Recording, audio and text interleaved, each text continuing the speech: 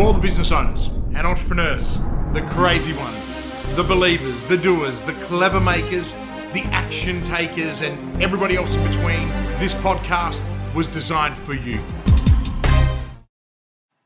Welcome to the Business Growth Mindset Podcast. I'm Christian Lavolsi, and I'm incredibly grateful to be here today and share this episode with you. In today's episode, I'm going to share with you three causes of dysfunctional boards and what can be done about it. Now, it applies to shareholders, corporates, CEOs, business owners, and entrepreneurs, and I know it will help you grow and flourish.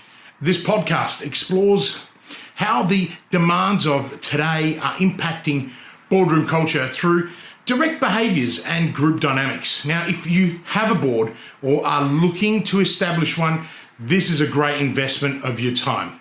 If this is your very first time listening to my podcast, welcome and thank you.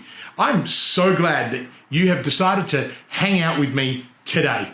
Congratulations on making a really powerful decision to invest in you, right? So please make sure that you subscribe by clicking the subscribe button and changing your notification alerts settings in particular so that you don't miss future episodes. In a perfect world, we would see boards operate smoothly and harmoniously with no nuances or power plays, no elephants in the room, with all voices being heard and valued, right? However, the greater complexity facing business today, tightening regularity and the environments, and increased public visibility as well as scrutiny are leading to heightened pressures within the boardroom. Now, under such demands, director behaviours, group dynamics, and the boardroom cultures, these create defining factors when it comes to board effectiveness. Now, as an independent chair of 5 boards, maybe 6, as well as a board member of a few others, and having completed the AICD Company Directors course twice, 10 years apart, as well as recently undertaking the SME course, I've taken many notes and made many observations, both in practice and in theory. Now, when it comes to poor board decision-making and boardroom dysfunction, the root cause is often attributed to the group's psychology gone awry. Now, many of the company failures that have made headlines in recent years can be traced to poor board decision-making, driven by dominant directors or executives and colleagues who remained, submissive onlookers, which is the root of poor boardroom culture.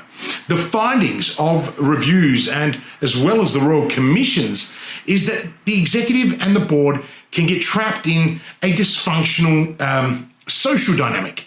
Now, this dynamic hinders good governance by constraining critical analysis, refocusing attention on the wrong priorities, ignoring actual risks, and limiting effective oversight by management. Dysfunctional behaviour in boardrooms is often difficult to understand as well as perceive. Now, it can be elusive and not openly acknowledged or even displayed. Now, in fact, such behaviour is rarely overt and dramatic, such as with raised voices, direct threats, and personal defensiveness, or even sullen silence. Rather, it plays out more subtly. Now, through futuristic glances and vague innuendo, closed questioning, quiet acquaintances, and intellectual game playing, awkward standoffs, and even silent withdrawals. Now, unfortunately, less observant directors will deny that anything is wrong and thereby accommodating and perpetuating that behaviour. Now, more reflective directors will know exactly what this feels like and how it impacts their board's effectiveness. Now, as a chair, I spend much of my time observing others and making sure that we work through the agenda while maintaining a robust conversation, the conversations that we have to have. Now, I value diversity and inclusion, and I work with the board to encourage collaboration and action. Now, my skills as a chair are growing, and admittedly, it's a difficult role, one that has required a great deal of practice and commitment to my development on my behalf.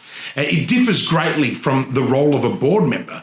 The responsibilities vary and the time commitment too is very demanding. Now, the biggest challenge that I faced was learning to not speak.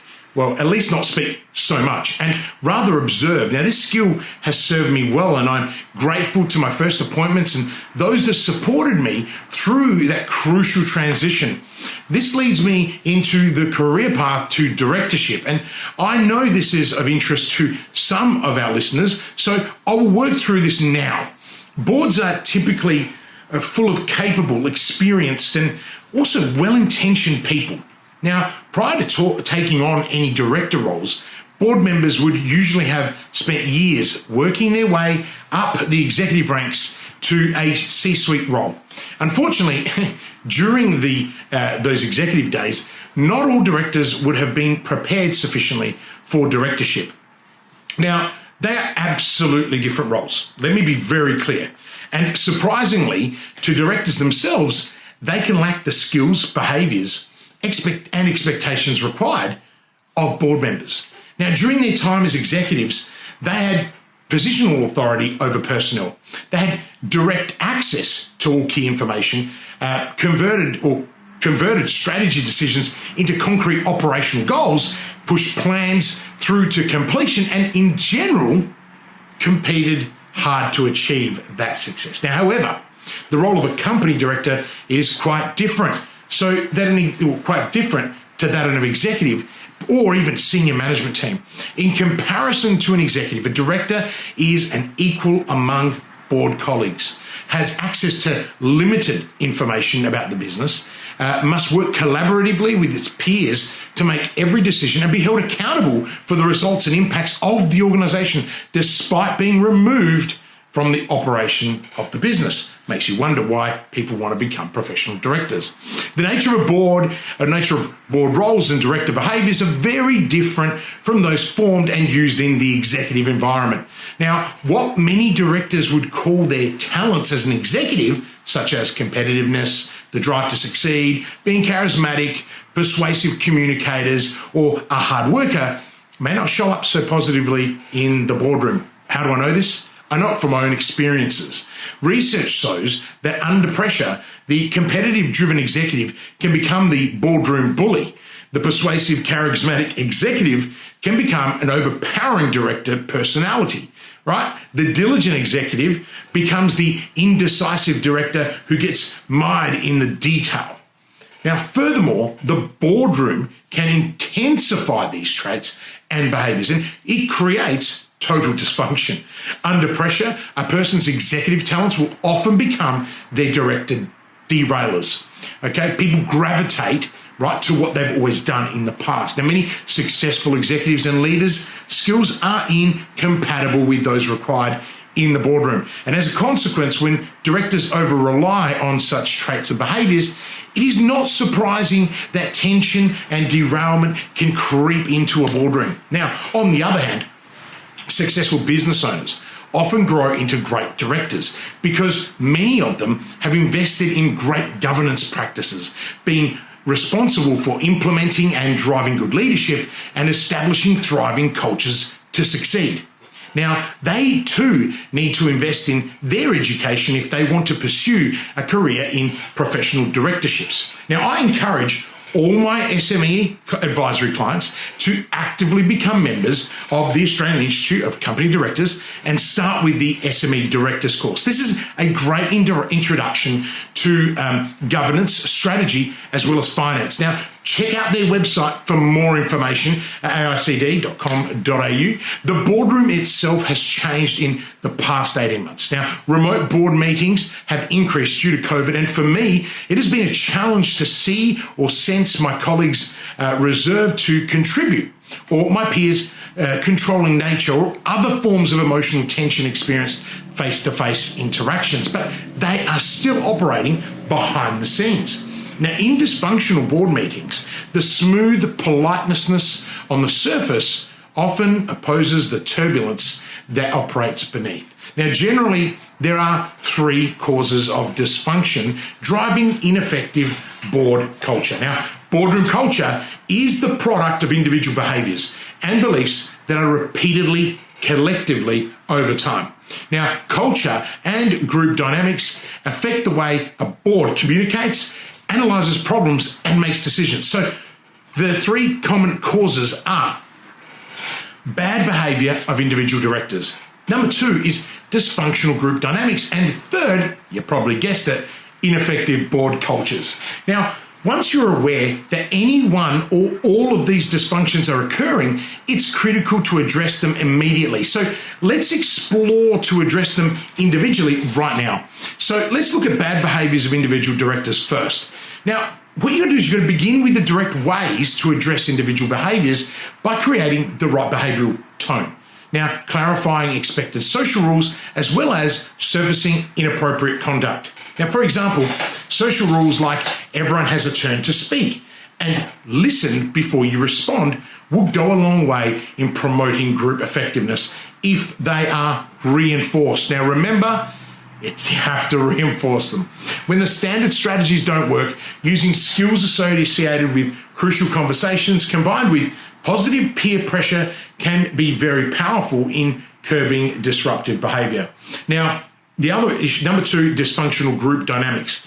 Not addressing difficult behavior of individuals will trigger reciprocal reactions from others, and this over time establishes a group pattern that we refer to as boardroom dynamics. Now, these patterns operate below the level of people's awareness, and it can be really difficult to uncover.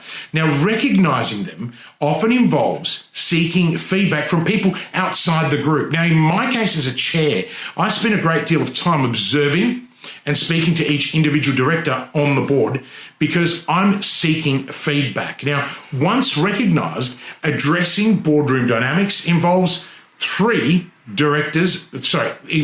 steps. Directors accepting that the dynamic exists and has negative consequences for the board.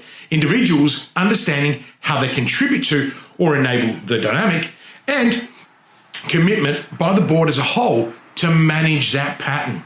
Now, number three, boardroom culture. Boardroom culture is a collective pattern of thinking. It's no different to organizational culture, but it's also about communicating and reacting by a board.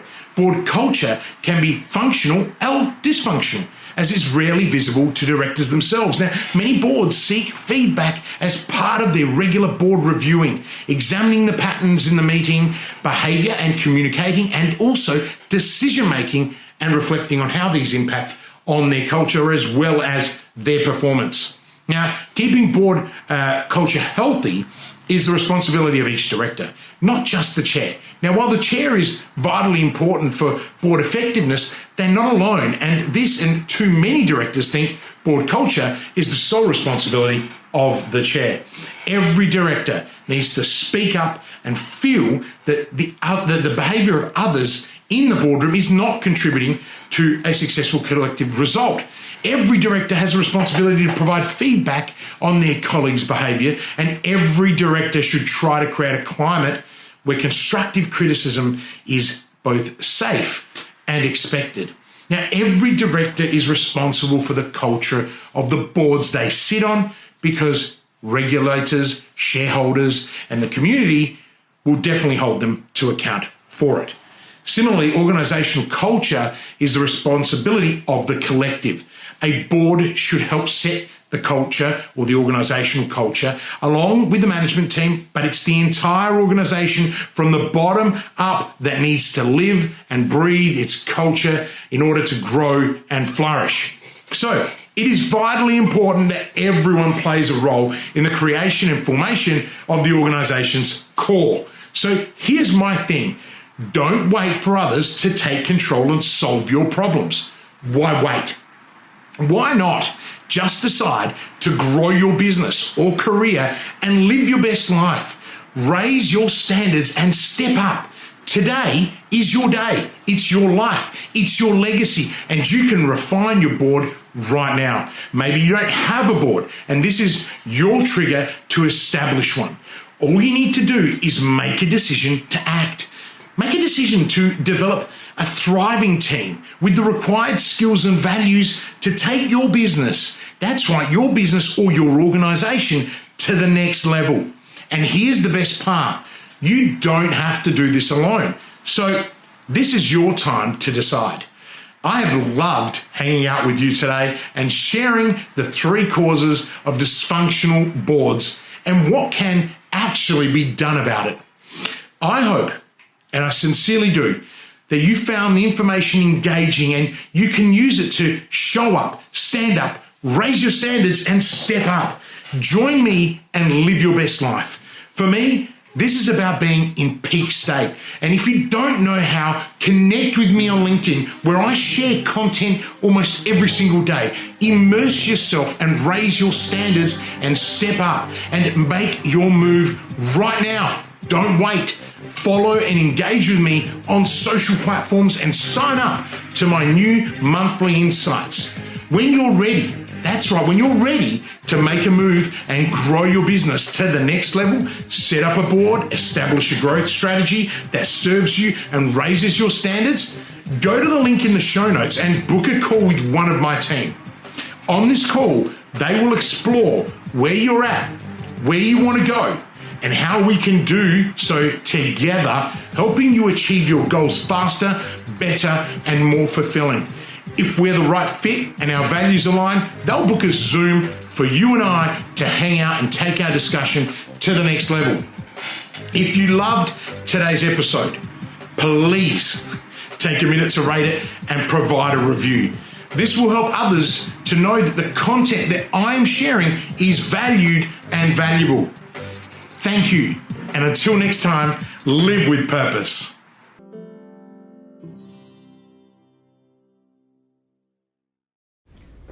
Are you ready to start taking action on your business? Would you like to spend more time with your family? Then call 1300-643-229 and start building momentum right now. I know you're busy. In fact, you are so busy that you don't have time to work on your business or yourself. Often tossing and turning at night, worrying about the how-tos and the cash flow. How on earth can you possibly get off the hamster wheel so that you can take a helicopter view to see where you'll be in 90 days, 1 year, or 3 years from now? In this program, I will take you from sleepless nights to blissful sleep.